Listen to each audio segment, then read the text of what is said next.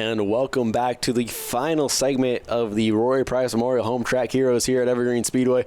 Kyler Hope, Caleb Hart up here taking you through the night as we have one more featured event, and these are probably some of the coolest cars that come to Evergreen Speedway. I know I said that about the vintage modifieds. Yeah, no, these vintage the West Coast Vintage Racers, these cars are as unique as they come. It's a visual treat for you guys, and we're very privileged to bring these to you here on Home Track Heroes. A cool division, but we can talk about it ad nauseum. We'll let you look and see for yourself and see what we're talking about. The old school throwback look of these cars is absolutely fantastic. They're even cooler if you can get up close and give a real look over at some of the technology that propels them around the raceway. Yeah, and these cars, they're not just any exhibition. They're racing each other too. These are real racers. They're not going out here for a Sunday stroll or whatever. Yeah. They're going to come out here and put the pedal in the middle and really drive the cars to the limit because they're racers at heart. That's right. No predetermined winners in any of these things. No. They're actually going for the gusto as you take a look at. Here they are, the West Coast Vintage Racers out on the racetrack. Hey, also, got to tell you, this segment brought to you by IBEW and NECA, the International Brotherhood of Electrical Workers, Local 191 in Everett, and the National Electrical Contractors Association, Cascade Chapter in Mount Vernon. They're powering our communities. Union members earn more money, have better benefits, and greater job security. Thank you to the IBEW and NECA for their support of Evergreen Speedway. And kudos as well, as I'm thinking about this, to all of our guys with the track crew that helped us out, stuck with us through the bad weather that we had earlier in the program here, and made it so, we didn't get heat races in, but we did get the full-fledged main events up and going. So kudos to Evergreen Speedway and the staff for sticking with it and really getting this race in. Yeah, and not only just getting the races in, but getting the track drives. We had the rain shower coming after qualifying, so we got the track drive. We got all the cars lined up. We're able to get all 5 main events in, so huge congratulations to Evergreen Speedway for a stand-up job of getting all the cars out there. And the last few of the cars getting pushed off as some of the cars have starters, some of them don't. A very unique mix of race cars here as they get said they're going to warm up the tires and engines as we get to tell you the starting lineup for these guys. All right, front row, it is the 57C of Levi Rose. Next to him, the 66 of Frank Volts Sr. In row number 2, you got the 4C of John Coogan, and to his outside, the 1G of Sean Priest. The third row is the 76 of Dixon Helgeson. Next to him, the 31 of Dave Twyman. And rounding out the field, we got the 13S of Dave Skyberg, and his outside the 35 of Corey Hayes. So the bases of these cars are kind of what has evolved into a sprint car non-wing, a sprint car with wing these days. These are the, I'm going to say, older models of them, the stuff that you would have seen around your local racetrack in the 60s and the 70s before you had a little more evolved coming out. You don't see a whole lot of down tubes in them. They're just upright chassis for the most part, big, long, extended roadster-style noses out in the front of them. And you look at it, these guys take insane pride in their cars as well. They are shined up, chromed up. They look like $1 million. They're a great class that, if you see them scheduled somewhere other than Evergreen Speedway, you want to make a trip down in the pit area just to kind of get a closer look and see what they've done to restore the original look to what these cars are and still have them be functional race cars at the same time.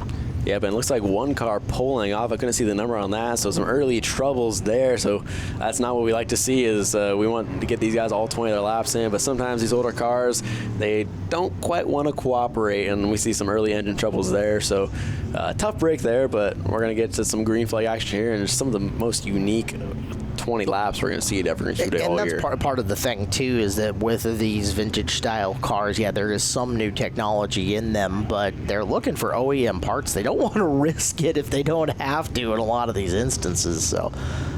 All right, it'll be Levi Rose and Frank Volts Sr. making up the front row of this, what's going to be 7-car, 20-lap A-main to finish out our show tonight. I believe that was Dave Twyman's car that exited early, so tough break there for the 31 as we get set for 20 laps here in the late stages of the Rory Price Memorial Weekend as Frank Volts Sr., Sean Priest seeing the green flag as they get going.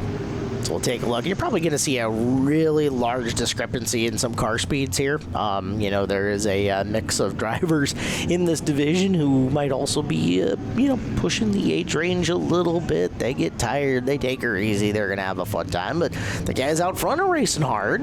That should be, I think, Volt's out in front, right? Or Rose. It's one or the other. It looks like Rose and then Coogan in second with Priest in third in that green car. So a couple of the more sprint car related chassis and designs all out front in that 4-car pack with some of the more roadster style cars in the back of the pack, but still just a great field of cars as they starting to get wound up. That 1 car, Priest, is looking pretty sporty in that going to the outside line right there. I love the colors in that car. That car just jumps no matter where it is in the racetrack. You can see him. He's trying to roll the middle groove in and through.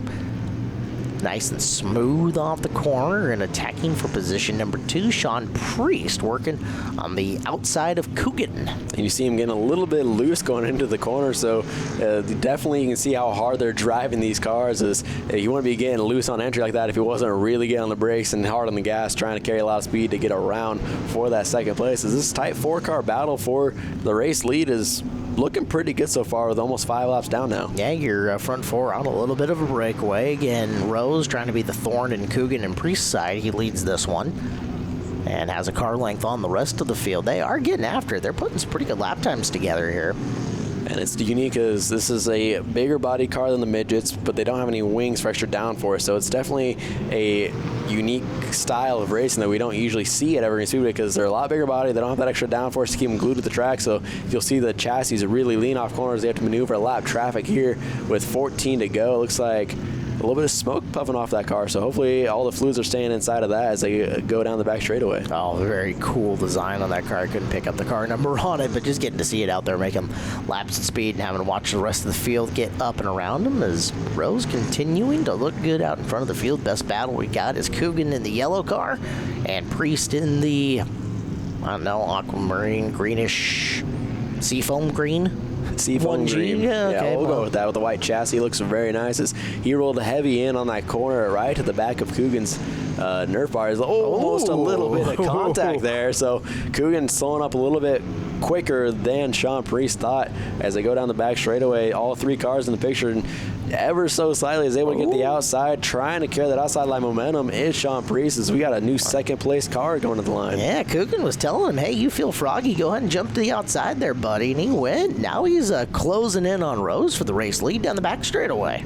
A tight 3-car back as they come up on the back of a lap car. I think it's the 31 of Twyman's. Maybe he wasn't the one that pulled off in that kind of bucket seat roadster looking car in front of them. Almost like a sprint car, but just doesn't quite have the roll cages as they do, so a lot older style one. It's sprint car adjacent, close enough. Look out, multiple lap cars, and it's going to cost you leader. Rose had to check up a little extra with that really, really slow car out there, and that allowed Priest to find the line up and around the high side and take the top spot. Yeah, that looked like the 35 of Hayes, that white and orange car that slowed up heavily going down the back straightaway, so something going awry on that car. We saw him spin a little bit of smoke the first time they went around him, so maybe something letting go on that car. He stays on track for now as Sean Priest has really opened up a gap with 8 laps to go this time as he is sort of checked out from Rose and Coogan now. You know, Priest has got one of the newer cars in the field, and I say that down tube technology didn't take off until the early 90s, so that car might still be, 25 plus years old out in the front of this field.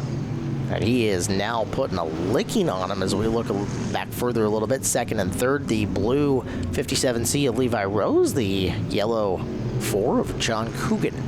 And for us racers, we know what you mean when you say downframe tubing. Kind of explain what that is when it comes to the sprint car world for people who may not understand it. So look where the driver is sitting in this race car of the 4 of Coogan that you're seeing right now. There's like a little square area that's above his head, and we call that the halo.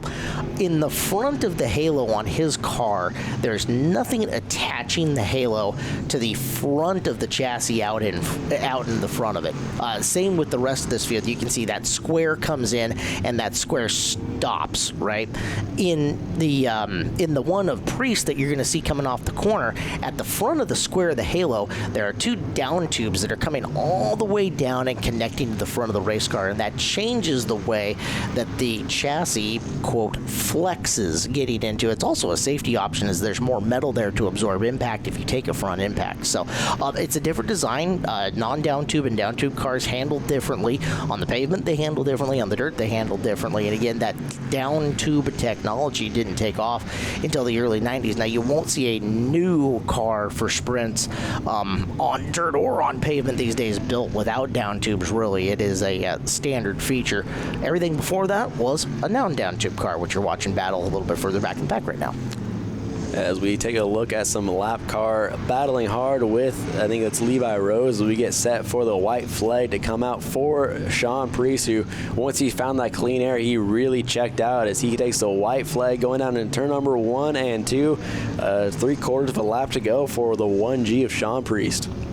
Priest took them to Sunday school here today. As they get into 3, they'll work their way off of corner number 4, and he will finish off our race night on Home Track Heroes with a win. Sean Priest gets the W. That's Levi Rose in second, John Coogan in third.